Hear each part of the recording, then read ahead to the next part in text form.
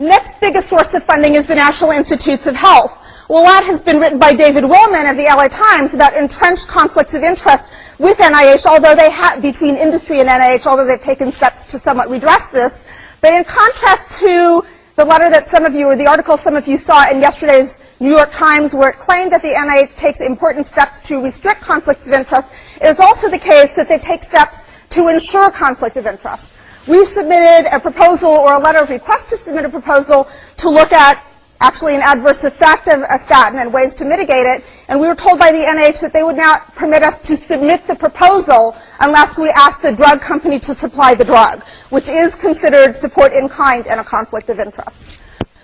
Next down and far down on the totem pole are professional societies, which, like, the American Heart Association, which are doctors' groups, and you therefore might think would be free of conflict of interest. But in fact, one analysis viewed the IRS records of a convenient sample of 6 professional societies over the previous year and found that their pharmaceutical company revenues ranged from $700,000 in that year to $18 million. And in 4 of the 6 professional societies, the pharmaceutical company revenues exceeded, often vastly, the member revenues. So this is also not a sphere that is free from conflict of interest. But evidence is evidence, whoever the funder, right? Especially if it's done by academics. Well, we'll see to the degree to which that is the case. Well, of course, after your study is funded and has been conducted, now in order for anybody to learn about it, it has to be published. Well, there's evidence that bad results are selectively not submitted for publication or are submitted as though they're good. In fact, one analysis found that pharmaceutical company-funded studies were far less likely to be published than other studies, but oops, the ones that were favorable to the drug were not less likely to be published.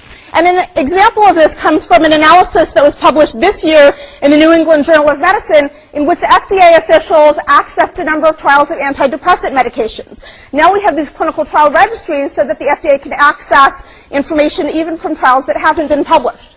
There were 38 studies where FDA officials viewed the findings as being positive, and of these, 37 were published.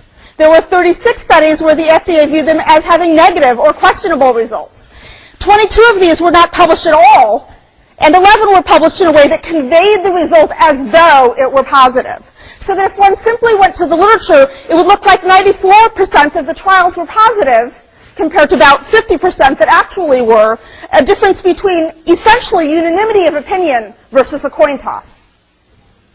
And I contend that there are a number of instances in my own field where that's exactly what has happened. For example, the PROSPER trial, which is the sole randomized trial of statin use in the elderly, failed to find even a hint of a trend towards survival benefit, toward morbidity benefit, toward stroke benefit, and there was a statistically significant 25% increase in incident cancer in the people randomly assigned to statin relative to placebo.